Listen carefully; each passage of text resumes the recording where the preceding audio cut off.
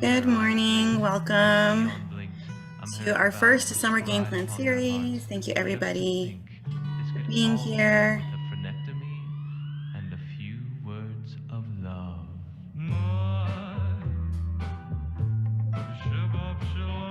Good morning, everyone. Welcome to our summer game plan series, interpreting summer data or any of the data that you do have. We're just going to give some time for people to come in. Sweet Tel Avivian lamb's bread. My heart can act as an ammonium, and you'll never ever say get bent. No, no. Toda mama, toda mama, toda mama, toda mama, toda mama, toda mama, toda mama, toda mama, toda mama, toda mama, toda mama, toda mama, toda. All the signals that I'm Good sending, morning, I'll keep everyone. sending them on the We still have some people coming in, so I want to give space for everyone to come into the space. I want to thank you all for taking time to come into this webinar series. It's our summer game plan series that we started last year around interpreting our data. Well, today's is about interpreting data.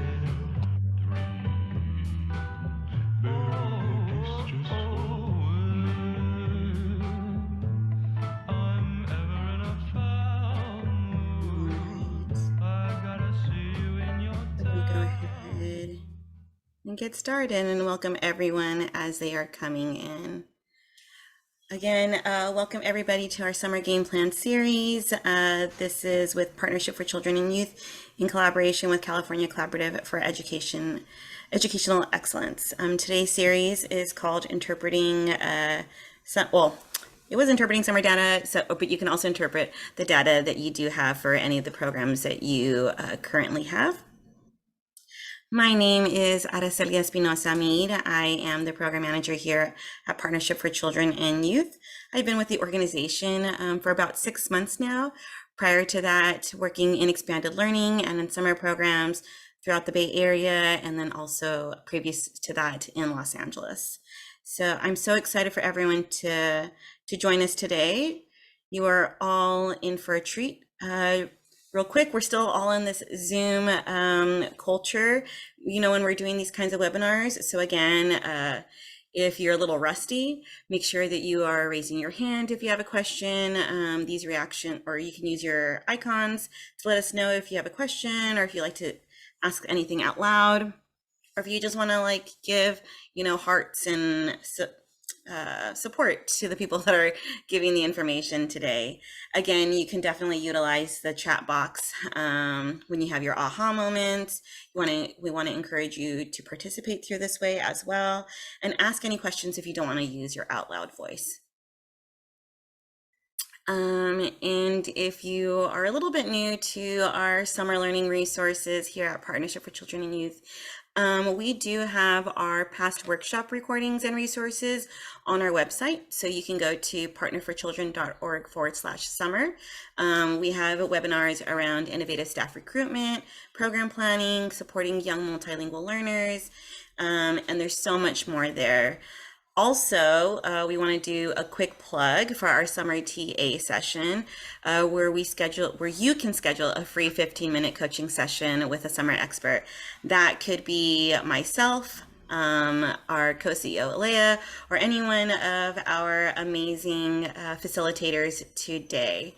So I'm going to go ahead and put that link also in the chat.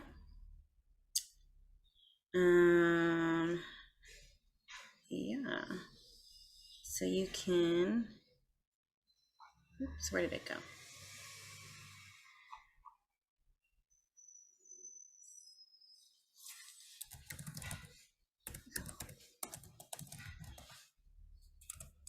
Thank you, Alea has posted it.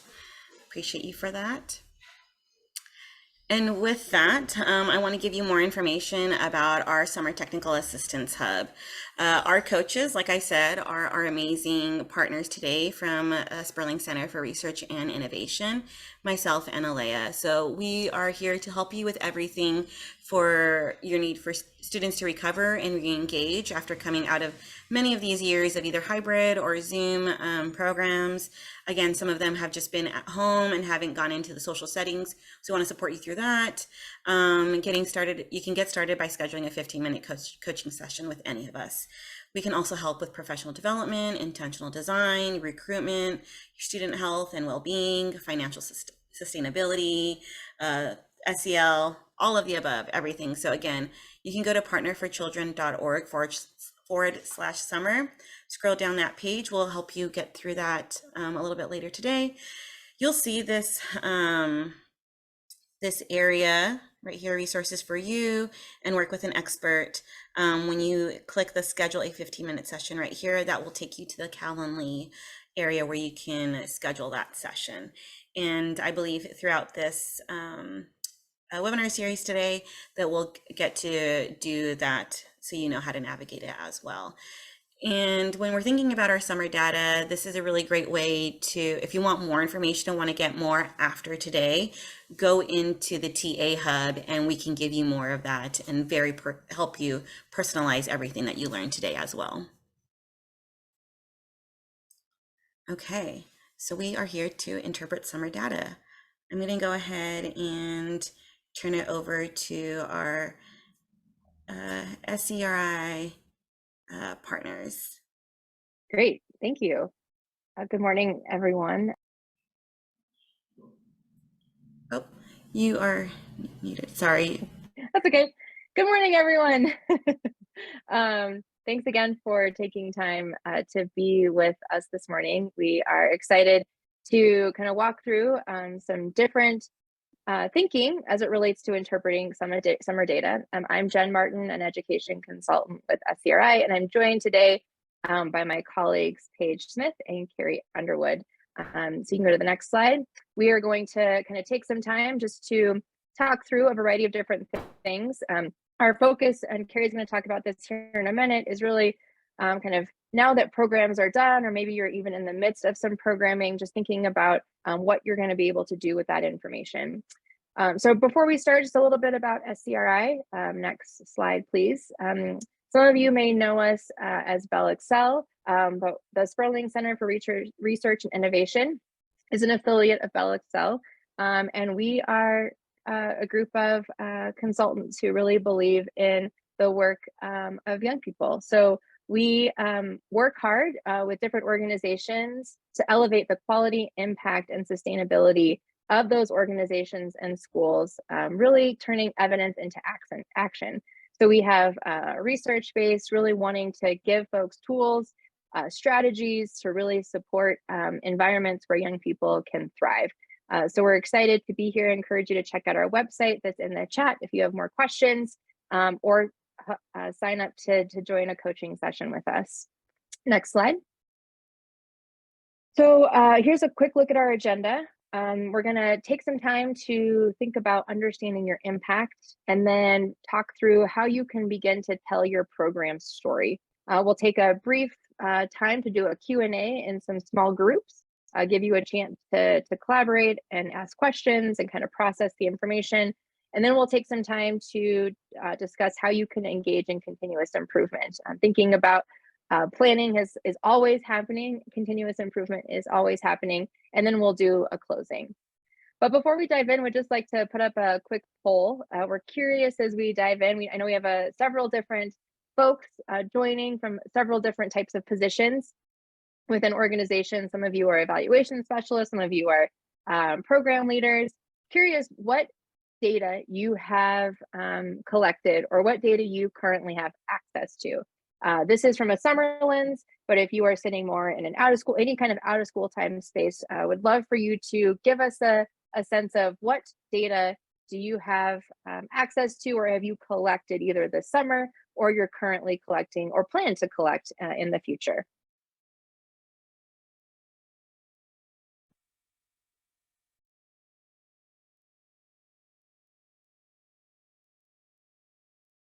Give everyone a few minutes to select those sources.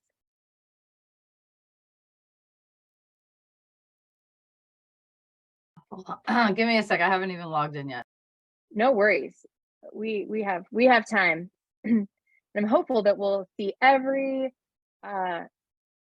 category lit up as far as collection, because Carrie will talk about this here in a minute, but there are several data sources, many of which we don't often always think about or process as data. So excited to see that there are several, if not all of the options lit up, and that we've got majority of folks collecting attendance, stakeholder surveys.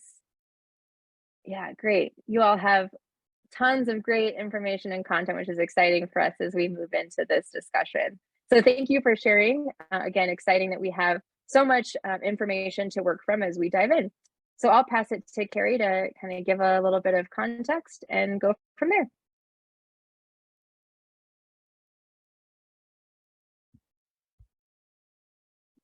Awesome. Thank you, Jen. We can go to the next slide if you'd like. Ready? Awesome. Okay, so this is just a quick introduction and some framing for today. Just want to say that was so cool seeing those poll numbers come in and change as you were answering. I love that, you know, sort of the full spectrum of those data points are covered by you all. So that's fun to see.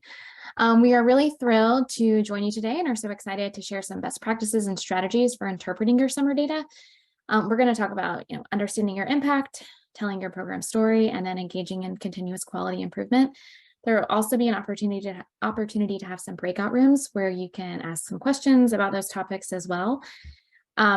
As we have already mentioned, but just want to say it again, you know, don't forget to sign up for a 15-minute coaching session with an expert through the Summer TA Hub. Let us know what topic or question you might need support with, get matched with an expert, and then you can receive some individualized support. So if any of today's discussions spark some questions for you, the TA Hub is a great opportunity to walk through them. Also wanted to set some quick framing. So as Jen said, you know, at this point, we're assuming that you've all gotten your summer outcomes, or at least some of them, back, or you've already started collecting data for some other programming.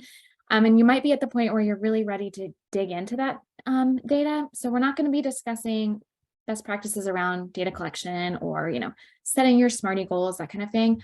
We're assuming that has already happened and you're at a different point of the process. If that hasn't happened or you need some extra help with those pieces, you know, please let us know. Again, we're happy to schedule a coaching session with you to share some strategies for those tasks as well.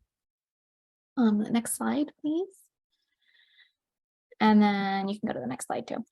Yes, awesome. Okay, so I'm going to kick us off today and talk to you about how you can better understand your program's impact. Paige and Jen will get more into telling your story, sharing your data, and using it for those continuous improvement purposes. But I'm going to talk to you about what you can do once you've collected your data and it's, you know, presumably has been analyzed. It could be really messy, but we're guessing at this point that you've analyzed it or someone has analyzed it. It's important to remember that in order to effectively share your story, highlight your program, make any meaningful changes for future cycles, you know, that you're basing on your summer outcomes, that you and whoever is on your team really has the opportunity to sit down with your data, to understand it, and to be able to talk about it. That intentionality is going to set you up for being able to effectively use your data and share your story. And I love these two sentences here that are on the screen. High quality summer learning programs do more than collect data, they use it. Districts that use data to monitor and influence their practices year after year realize substantial improvements to the effectiveness of the program. And I think these two sentences really kind of get at that, like, so what's next step? You've got your data, now you're going to make sense of it. How are you going to be able to utilize it in the most effective way and realize those substantial improvements to your program, which is what we all want, right? The next slide, thank you. So I think sometimes when you've got a spreadsheet in front of you with a lot of different metrics and data points and outcomes, it can feel really overwhelming, you know, like you're trying to make meaning out of data. You've got a bunch of, maybe it's, you know, feels like alphabet soup a little bit. You're just trying to make some numbers, the letters go together. But I think what's really going to make a difference in helping you understand and make sense of the impact of your program is if you're able to put that time in to try to understand your data and the impact that your program had.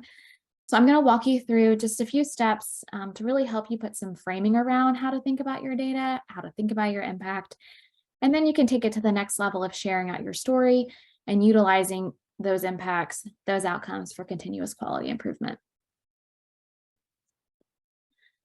Okay, so when we talk about impact, we're really talking about, the effects that your program has had on various stakeholders. It could be youth participants, it could be your staff, it could be the families of those youth participants, your communities.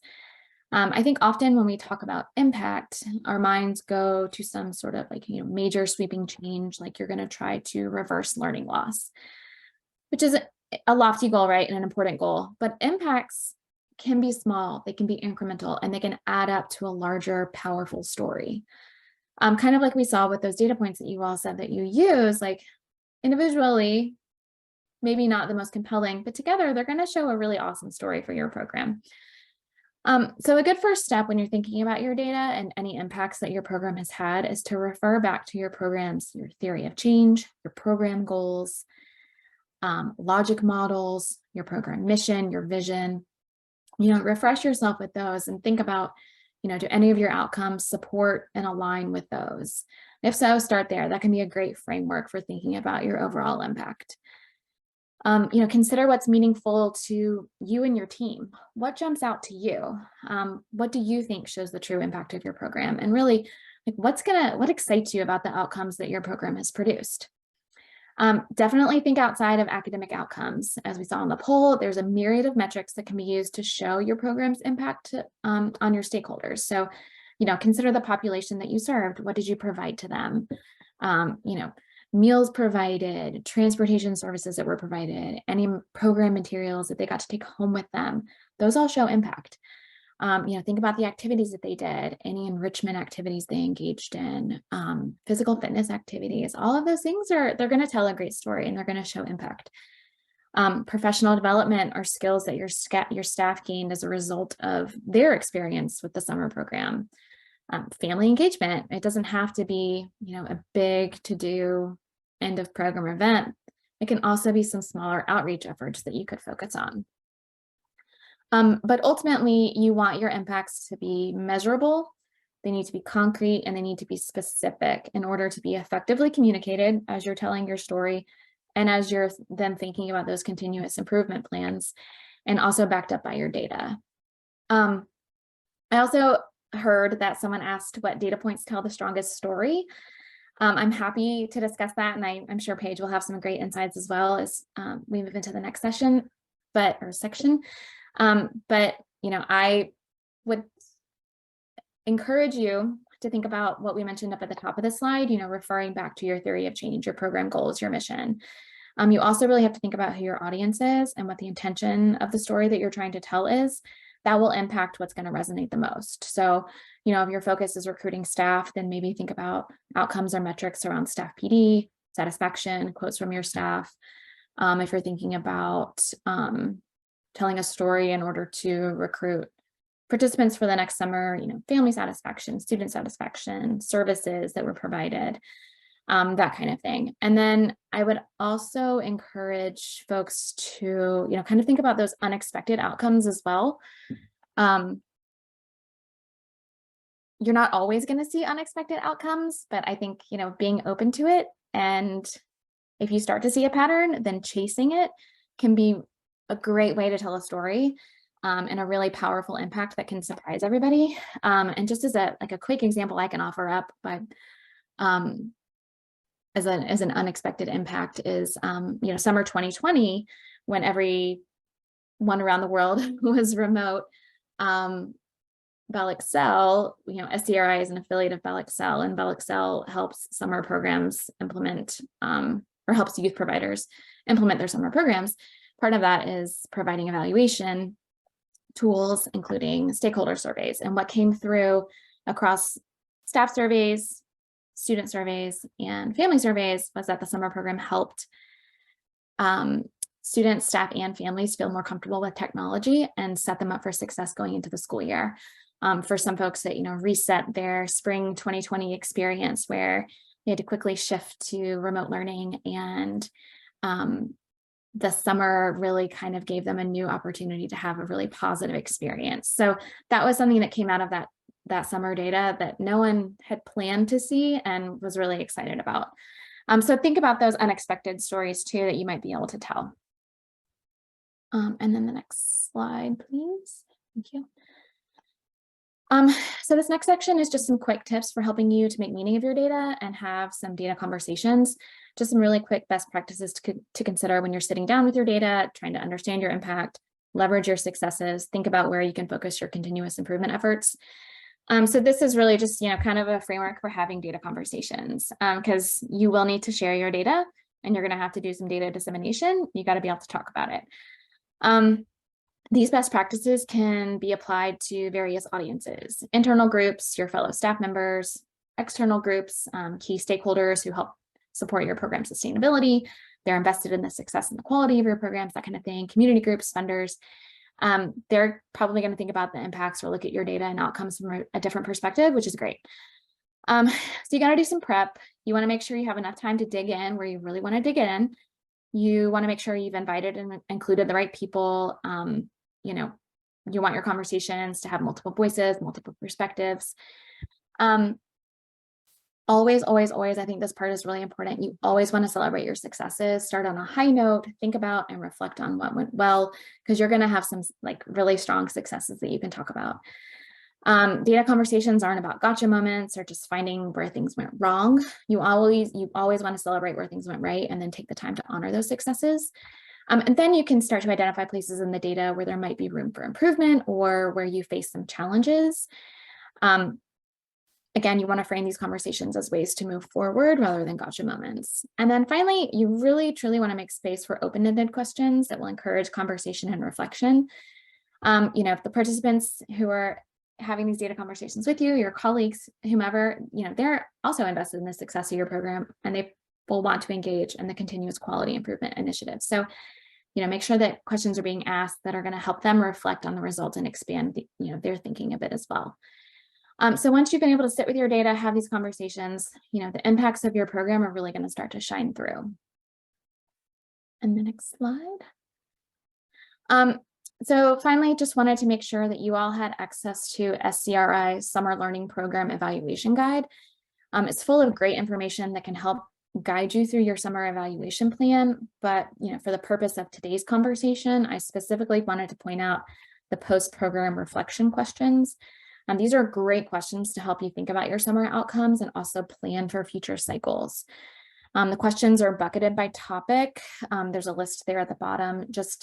That's not everything either. That's just a small sample of the topics that are covered in this guide. It's a really wonderful resource, so just wanted to make sure you had access to it. And then just a final note, if you have any interest in walking through these questions with us, then please do schedule a 15-minute coaching session through the TA Hub, and we are happy to guide you through the process. And yes, I can share a link to the evaluation guide. I saw that in the chat come up. Happy to do that. And then next slide.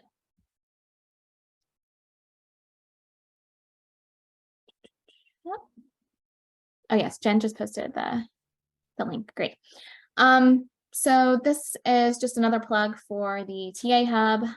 You can see that we're all listed there. There's resources. You can work with an expert. We're happy to do it. Happy to walk you through any questions you might have. So, yep. And there's the link right there as well in the chat. So please definitely reach out.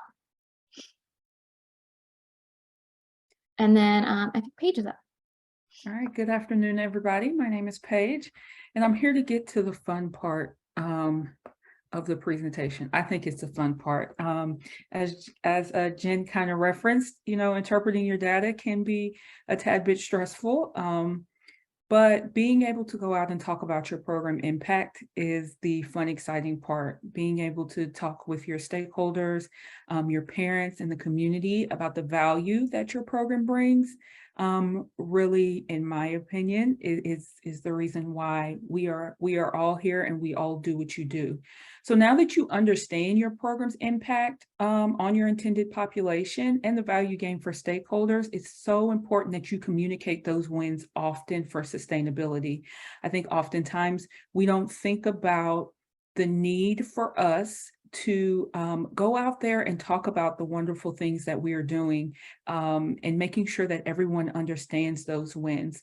This is done in many ways, and I will outline throughout the presentation several ways that you can do this. However, I want you guys to frame this as an opportunity to go out and use your program, the stories you have, the impact data that you have as a tool to promote the good works of your staff, to promote the good works of your leadership, and to talk about the value add that your program has to the community.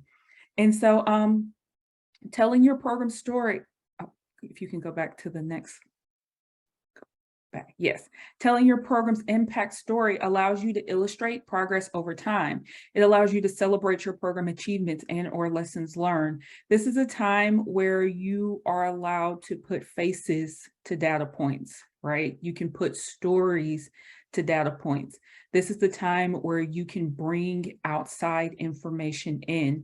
And these stories can be used for multiple reasons. And that's why it's really important to understand your impact, because once you have the value add that you have to your community or to your stakeholders, then you're able to disseminate that information in multiple different ways and multiple different avenues. So you can illustrate the program and the community impact. You know, how many demographic information you can use, attendance information, registration information. Also the community impact if you serve snacks or if you served meals, on how that benefits the children within your community. You can also use it to educate stakeholders on the progress that you're having, and the solutions to the overall problems that you guys are trying to solve. You can mobilize the public for resources and support. As we know, our programs always, need additional resources, always need additional community partners or leveraging community assets. So you can also use this information for that. Fundraising opportunities and sustainability. Everyone likes to hear about their ROI, their return on their investment, right? And your program is a program that's going to yield a high ROI, but you have to be able to highlight those. And then the recruitment of staff and participants. Staff are the people who keep your program going. And if they see the wonderful things that you guys are doing and the impact that you are making, then they're definitely going to want to join the team. And then also the youth that you guys are serving. You have to have enticing ways to bring them in, and telling your story will be able to do that, about all of the fun, exciting learning opportunities that they have, access to different opportunities throughout the community. So it's really about progress and advancement of your program. So next slide. All right, so there are some keys to storytelling and telling your story. In doing this, you want to be able to move beyond the numbers, and you want to be able to connect to your reader. All right, you want to be able to you want your reader to be able to join, and it's important to use that data as a tool to promote program sustainability. You can also demonstrate change. So I know that we have different types of programs here. I kind of just wanted to outline, where your program is at in your implementation phase, and how you can use telling your story to convey that impact. So for newer programs, sometimes you don't have that historical data, and that is perfectly fine. But what you do have is that you do have your purpose that you have within your mission, your goals, and your logic model. You do have some short-term goals that you guys are trying to hit. Maybe it's the number of participants. Maybe it's the number of community partners that you guys are working with and leveraging to to be able to service your youth.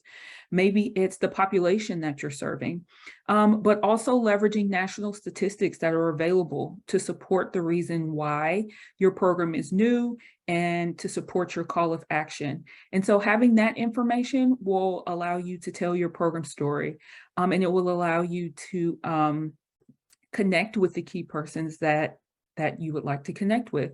But for more established programs, you will have impact data. And with that impact data, you can share any program progress or early success stories and any of your intermediate goals.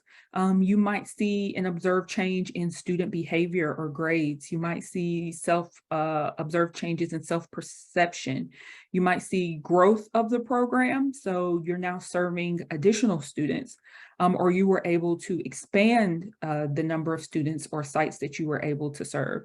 And so in the storytelling in the intermediate programs, and those intermediate programs can be programs that are established anywhere from 0 to 5 years, you want to tell your story of progress and hope and why you need continued community support.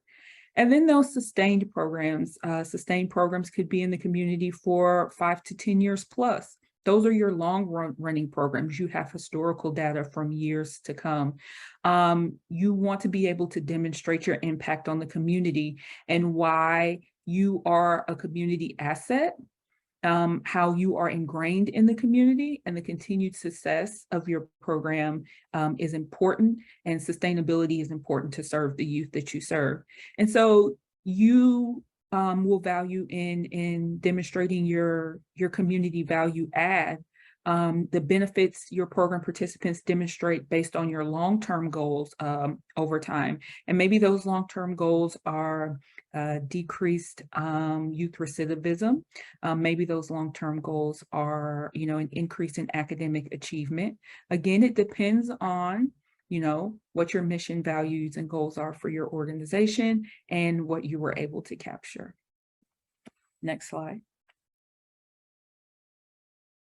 And so the final piece of storytelling is utilizing the correct format.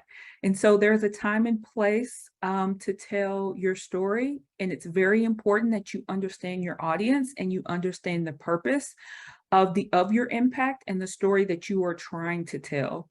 The audience can change, and so your format should change for that. And so once you have that level of information, again, whether it's demographic information, it could be stories, interviews, or highlights from program participants or staff. It could also be, highlights from community activists. If you're a long-term program, your value add that you do add to the community.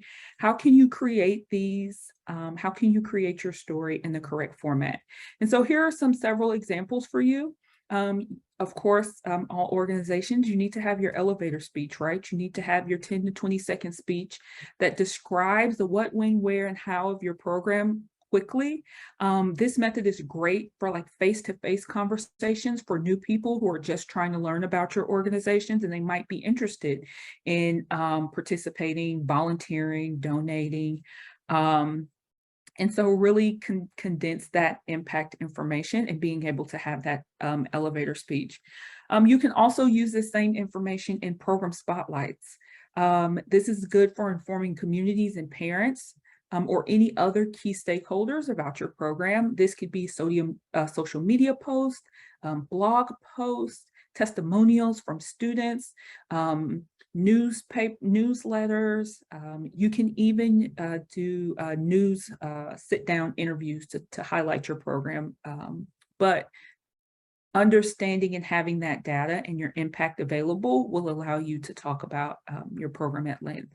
And then one-pagers. One-pagers are great.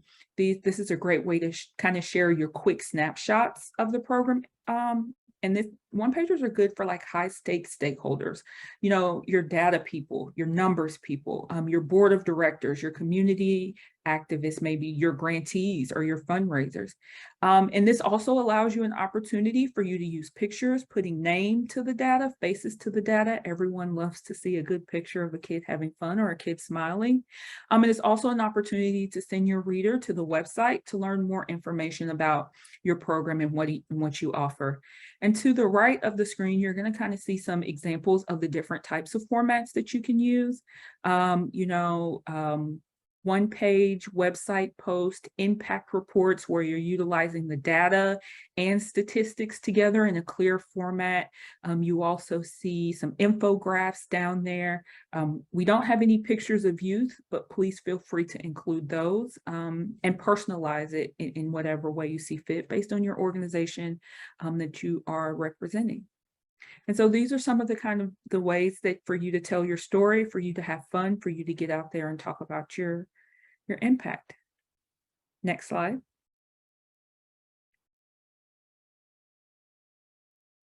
All right, so now I am going to kick it off to Jen, and she will talk about our breakout rooms. Great. Thanks, Paige. All right, so we're going to give you a chance to get into some small groups and collaborate with your peers, ask some questions, kind of be able to dig a little bit deeper into what we've discussed thus far. So the breakout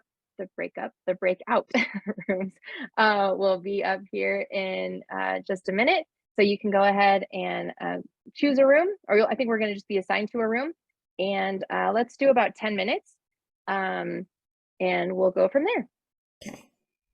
Thank you, everyone. I hope that conversation was very enjoyable. We know it was really short. You can't do everything all at once. So that's why it's very important for us to really sign up for that TA Hub, to really get that more of that quality coaching that that SCRI offers. All right, I'm going to pass it back to Jen. Great, thanks. So we're going to take a quick few minutes here just to wrap it all together with this idea of engaging in continuous quality improvement. So you can learn more in the previous webinar that we did around CQI, but just a reminder, CQI is a system, an ongoing process of assess, plan, improve. So this work we're doing today is really in that plan, but now into the improve phase. So it was kind of the what, so what, and now it's the now what. What are we going to do with this information? So you can go to the next slide. So one thing I want to encourage folks to do before you go into your next thing is think about one or two things that you want your program to kind of think about for improve. And from there, I want you to jot a couple ideas down, and then you can go to the next slide. And when you have those ideas, actually go to the next slide and we'll come back to that one. I want you to kind of start to frame it in SMARTY goal fashion. So really think about, where do you want to grow? Try to get really specific. The group I was with talked about, how can we better share our outcomes with our young people and caregivers? So creating a goal around that, like we want all of our young people and our families to know what's going on and be engaged in the process. I can make that even smarter. I'm not going to do it right now for the sake of time, but really writing down, what are the specific things that you want to see happen? How do you know it's going? How are you going to measure it? Is it meaningful to your entire group of staff and stakeholders?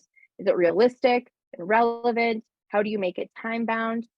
Where is it? Where's the opportunity within that to teach? We were talking in our group about how we can engage the young people even in the data analysis, in the goal setting. Very much a teachable element to that goal. And how does it promote inclusivity and equity? We were just talking about how when young people are really engaged in that process, it really does provide a different level of inclusion and really creates a more equitable space where it's not adults determining all the things that are going to be done to or with young people, but really more a collaborative process. Just a beautiful thing to think about. So you want to consider all of those different assessments that you have, your youth development principles, your program quality standards, and start to define those goals. And then from there, you can move into an improvement plan. But before we talk about an action plan, before we talk about that, I just really want to briefly touch on, if you can go back to the slide, that all of this requires change, right? As Paige mentioned, or Carrie mentioned, like sometimes we think about improvement and action being really big. And it can be, it's definitely can be. In this one case I just gave as an example from a breakout room, this could be one small change where we might create a bulletin board in our program space that shows progress on a student outcome goal for everyone to see. But one thing I want you to think about within change is that everyone kind of responds to change differently, right? It can be, we can have some emotional responses. Being able to kind of think through and process through kind of a theory of change is important because change can be hard. This is one example of a change methodology. It's the Ambrose model of change, and it kind of thinks about different components of this model. There's, you can see here, 5 different elements within change. If one of these is potentially missing, it can result in sort of these things you see in the purple box. So you might, you know, you're starting to notice as you're trying to put together action plans or move towards things and you're hitting, it's not necessarily going as well as you thought. It could be that maybe the goal itself wasn't as smart as it needed to be, but it could also be that within change, because change can be hard sometimes, one of these things is missing. So I just encourage you to kind of, we don't talk about that often when it comes to action plans, but even think about your own self when you set goals and work to change and improve over time. Sometimes we hit a space where something might be missing for us, our resources, the incentive, the vision. So the more that you can kind of come back to this process in your action, sometimes that can just be a really helpful way to keep moving forward. So lastly, just to close, again, kind of thinking about this action plan and ways that you can move forward, being able to kind of articulate the specific steps that you might want to take. If you do 2 slides forward, you'll be able to see this, thinking about what is each step going to bring you as you move forward in continuous improvement? Who's going to be responsible for this? Really being able to articulate those key people. And it might be a variety of different folks. Like in this one, we're just talking about young people might come in at certain places and times, as might staff and families and other stakeholders. And then really thinking about what resources and supports do we need? Because it was a key area in that change model. Sometimes if we don't have all those resources, or we might think we had them covered, we may have to go back and say, actually, you know what, we forgot to even just talk about what the goal was for the young people. And then having that timeline. I know it feels like sometimes it can be a lot, but even just putting pen to paper, utilizing a system can really help you stay on track. And again, it can get everyone on the same page as far as what do we want to work on, where do we want to go from here, and how are we going to do it, and how do we know we're going to be successful.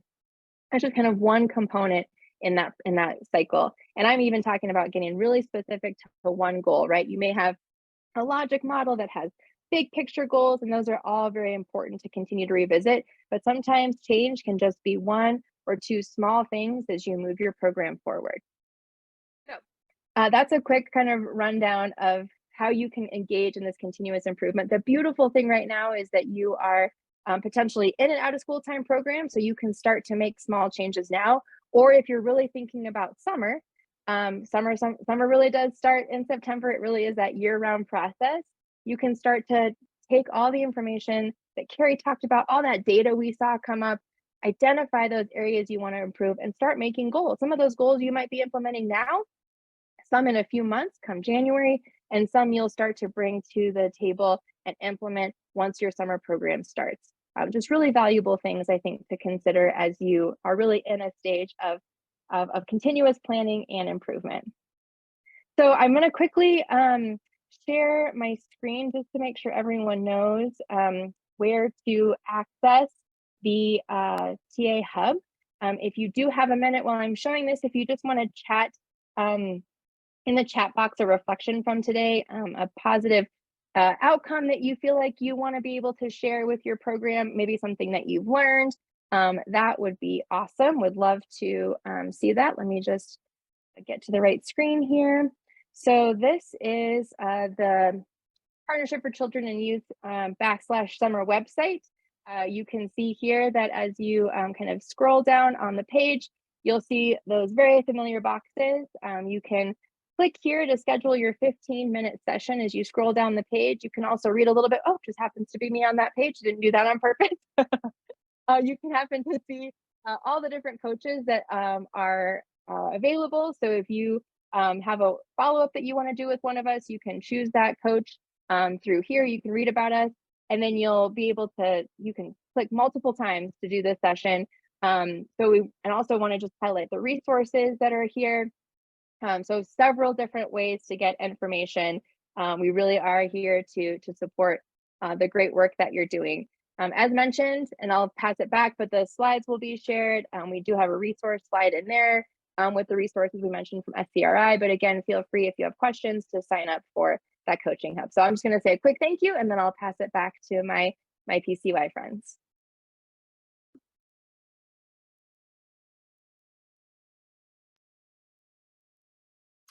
All right. Again, thank you so much, everyone, for being here. We want to really thank Sperling Center for Research and Innovation, along with California Collaborative for Educational Excellence. Today's webinar and learning moment wouldn't have been able to be done without them. So SCRI, it's always great honor to have you and share your knowledge. So we want to thank you all for your time. Again, go back into the summer learning resources, just as Jen had shared with you. We're really pushing this forward, y'all. We want to make sure that you have all the resources to make sure that you have the best programs that you can have, whether it be right now during the school year or whether it be during summertime. These are resources that you can use year round, so it's not limited.